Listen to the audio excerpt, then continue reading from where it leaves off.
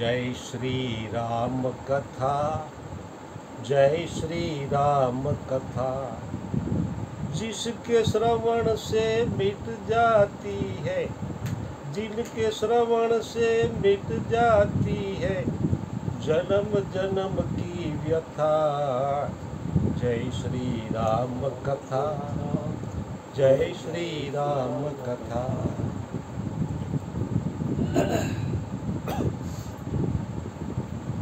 રામ કથાના શ્રવણ માત્રથી જન્મ જન્મનો થાક મટાડી દીધો.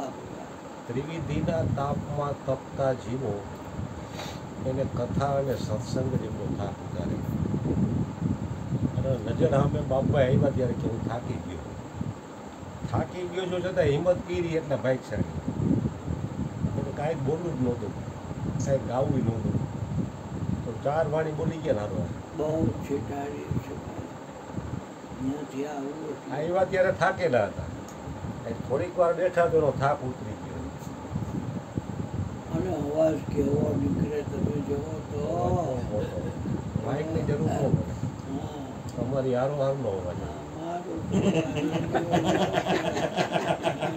તમારો એનો અવાજ બેનો હારે હરખાવી જાય. પંચના તડકામાં તમે કેવું તાકાત હોય એમ તડકામાં તાકાત. ઘણા બાબતની મેં કોઈ ગોળી ખાધી નથી. મારું ઘણું બેસી ગયું, મારું ઘણું ખુલી જાય, કાંઈ મળે ખુલેલું ભગવાન ને ખુલેલું ઘણું રીએ છે. કેવી દયા કેવી. હારી બોલો બોલો સત્સંગ.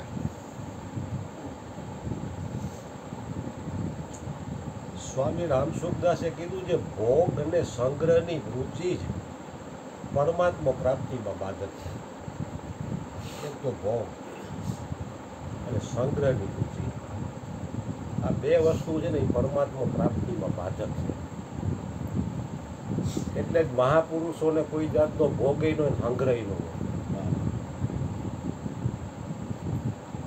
જગતના લોકોને આ 2 ચીજ હોય, ભોગ અને સંગ્રહ. ભવિષ્યનું વિચારે કે ભવિષ્યમાં આપણું શું થાય, હવે ભવિષ્યમાં કેટલું જીવશું એ ખબર નથી, છતાં ભવિષ્યનું વિચારે. એ જ માયા કે મમતા અસંતોષ ઊભો કરે તો જ ભવિષ્યનું વિચારવાનું આવે ને.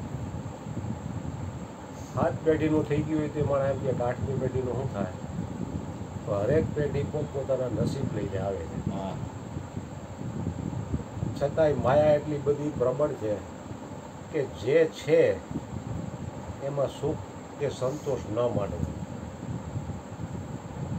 જે નથી એનું ચિંતન કરીને દુઃખ ઊભું કરવું નહીં મનનો સ્વભાવ. 32 દાંતમાંથી 1 દાંત પડી ગયો હોય તો વારે ઘડીએ જીભ ન્યા જાય કે 1 દાંત નથી, પણ 31 છે એની કદર નથી. એક નથી એનું દુઃખ ઊભું થાય છે.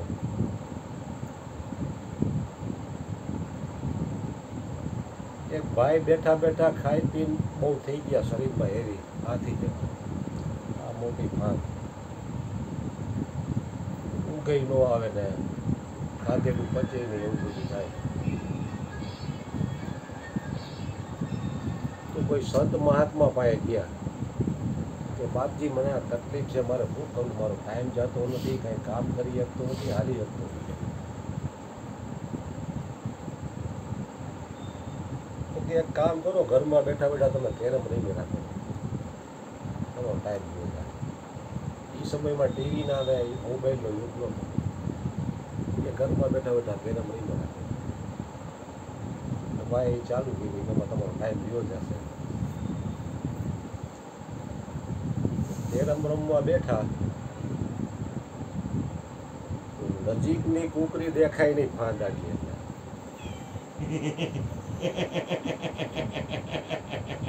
આવડી મોટી ફાંદ એટલે નજીકની કુકરી દેખાય. આગેની ને આમ આટીમાં નાખી દો કે ઓલા ખાનામાં કંટાળી ગયો કે બાપજી મારે આ તકલીફ પડે કે શું એ કે ફાનના હિસાબે કે નજીકની કુકરી દેખાતી નથી ને આઘીને હું તાળી નથી શકતો.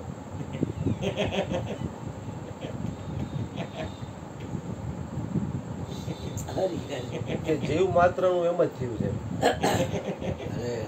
જે નજીકનું સુખ છે ને એ નથી દેખાતું, અને બહુ ઊંચું છે અહીંયા પહોંચાતું નથી. આબુનો ગોટો 15 દિવસે ડ્યુટીમાંથી મળ્યો. હા. તો આવો નીચે ભાવ હવે તમે શું કહેતા હતા ફાન વધારે હતી ભાઈ નું શું થતું હતું મહાપુરુષ પાસે ગયા શું કીધું એ વાત કરતા એક ભાઈને બેઠા બેઠા ફાન બહુ વધી ગઈ, શરીર થઈ ગયું એવી, કાંઈ કામ કરી ન કે હાલી ન ટાઈમ જાય નહીં એટલે કંટાળ્યા. કોઈ મહાત્મા પાસે ગયા કે બાપજી આ તકલીફ છે, તમે કોઈ આનો ઉપાય બતાવો મને. તો મહાત્મા કીએ એક કામ કરો, ઘરમાં બેઠા બેઠા કેરમ રહીને રાખો, એમાં ટાઈમ ગયો જાય. એટલે એ સમયમાં તો મોબાઈલ ટીવીનો યુગ નહોતો, એ પાસે કેરમ રમવાનું ચાલુ કર્યું. કેરમ રમવા બેઠા તો ફાઈન એટલી મોટી નજીકની કુકરી દેખાઈ ગઈ, અને આઘેને આમ ટાંકવી હોય તો ફાઈન નડે ને વાંકોય ન વરીએ, એટલે આઘેની કુકરી આમ ઓલા ગ્રાઉન્ડમાં નાખી ખાનામાં જાય. તો કે બાપજી આમાં કંટાળી ગયો, આમાંય નથી ગયા, આ તકલીફ પડે છે કે જીવ માત્રનો આ જ પ્રોબ્લેમ છે. નજીકનું સુખ છે ને દેખાતું નથી, અને બીજા મોટા કરોડપતિનું છે એ અંબાતું નથી.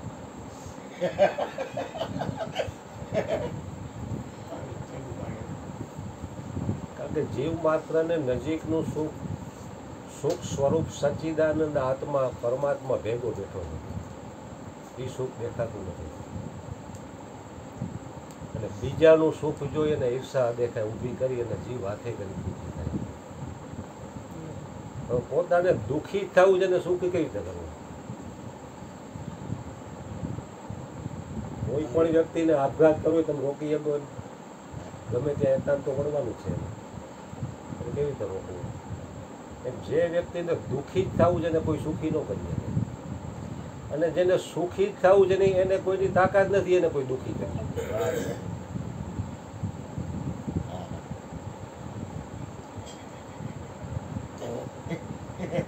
લોઢું લોઢાને કાપે. 33 કરોડ દેવી દેવતાઓ ભેગા થાય ને તોય તમને દુઃખી ન કરીએ કે જ્યાં સુધી તમે અંદરથી દુઃખી ન થાવ.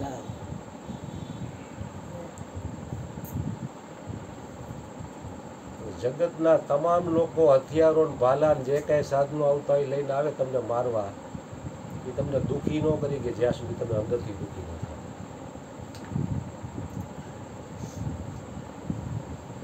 એટલે નજીકનું સુખ જે છે, હાવ નજીકનું સુખ તો સુખ સ્વરૂપ આત્મા જે ભેગો છે એનું છે, છતાં એમાં વિશ્વાસ નથી. અને બીજાના સુખ જોઈ અને ઈર્ષા અને અદેખા ઊભી કરી છે ને ત્યાં પહોંચાતું નથી પાછું. કારણ કે માયારૂપી પેટ એટલું બધું મોટું થઈ ગયું ને નજીકનું સુખ નથી દેખાતું.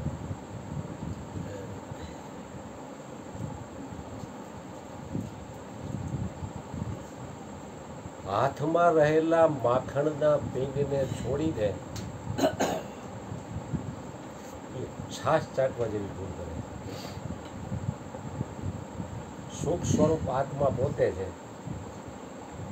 એનું સુખ છોડી અને બહાર સુખ ગોતે છે ને એ હાથમાં રહેલા માખણના પીંડને છોડીને છાશ ચાટવા જેવી ભૂલ કરે.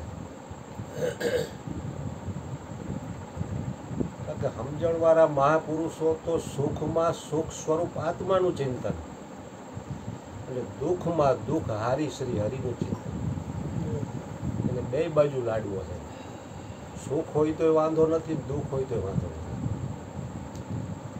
કારણ કે જેને સમજણ પ્રાપ્ત થઈ ગઈ છે એ કોઈ પણ પરિસ્થિતિમાં દુઃખી થતો નથી, અને કોઈની તાકાત નથી કે એને કોઈ દુઃખી કરી શકે.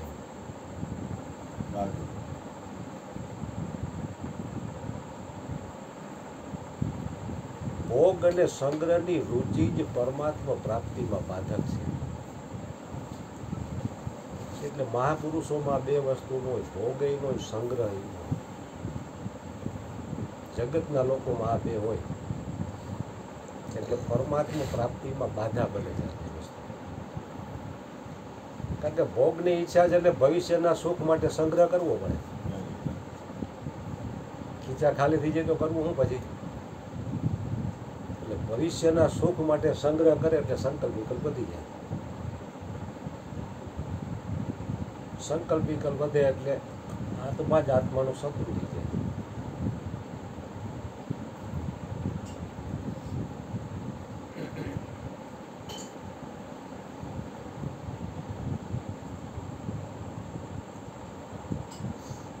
અભિલાષા દાસે આની ઉપર વાત કરી કે એક મારો શિષ્ય હતો, પેલા આવું સામાન્ય હતો. ધીરે ધીરે એને એમ થયું કે આ બીજા લોકો દાન પૂન કરી શકે છે, મારી પરિસ્થિતિ નબળી તો હું કંઈ કરી નથી શકતો. મારી પાસે ધન સંપત્તિ હોય તો હું દાન પૂન કરી શકું. ગુરુજીને કે કંઈક તમે દયા કરો. ગુરુજીના આશીર્વાદથી ધીરે ધીરે ધીરે ધીરે અને કોલસાનો વેપાર ચાલુ થયો. ધીરે ધીરે 5-7 વર્ષમાં કેપેસિટી વાળું થઈ ગયું.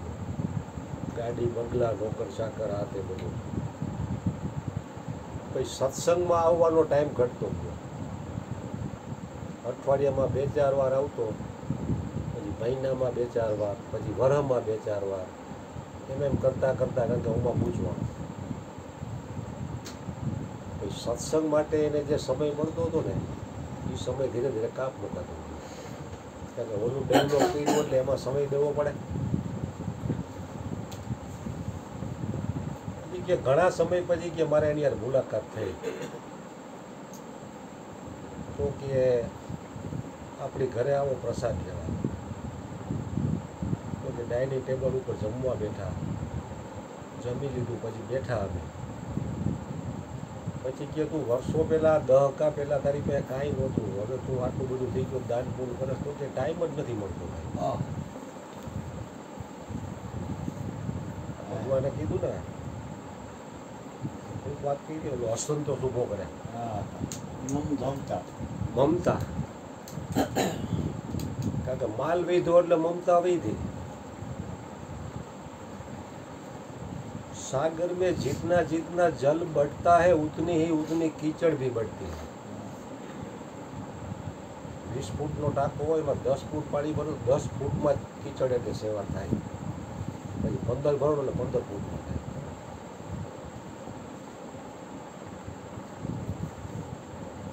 પછી સ્વામીજી એના શિષ્યને કહે હવે તો તારે ધન સંપત્તિ આ તે બધું થઈ ગયું, દાન પૂર્ણ કે સાહેબ મારે ટાઈમ જ નથી મળતો.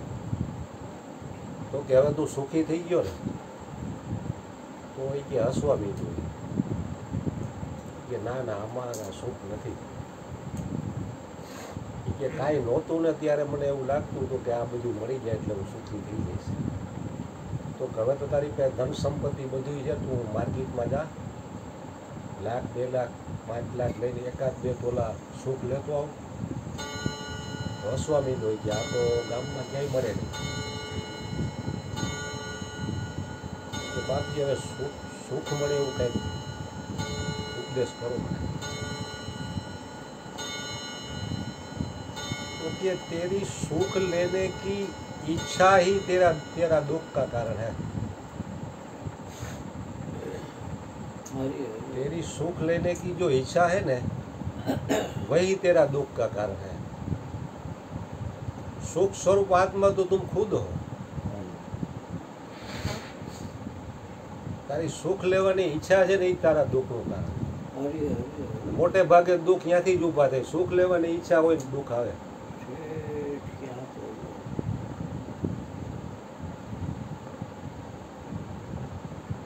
સુખ લેવાની ઈચ્છાથી જેટલો જેટલો ઉપર ઉઠતો જાય ને એટલું એને આત્મા પરમાત્માનું સુખ મળતું જાય. પણ સુખ લેવાની ઈચ્છા માત્રથી હેઠો ઉતરે ને એટલે દુઃખ ઊભું થાય છે. જગતમાં લાખો લોકો બિઝનેસ કરે છે, બધા નફા હાટું ફાયદા હાટું જ કરે, છતાંય નુકસાની જાય છે નહીં. નુકસાની સહન કરવી જ પડે, છતાંય કોઈ બંધ નથી કરે. વાહનમાં અકસ્માતમાં કેટલાય લાખો લોકો મરે છે કે આપણે વાહન હાકીએ.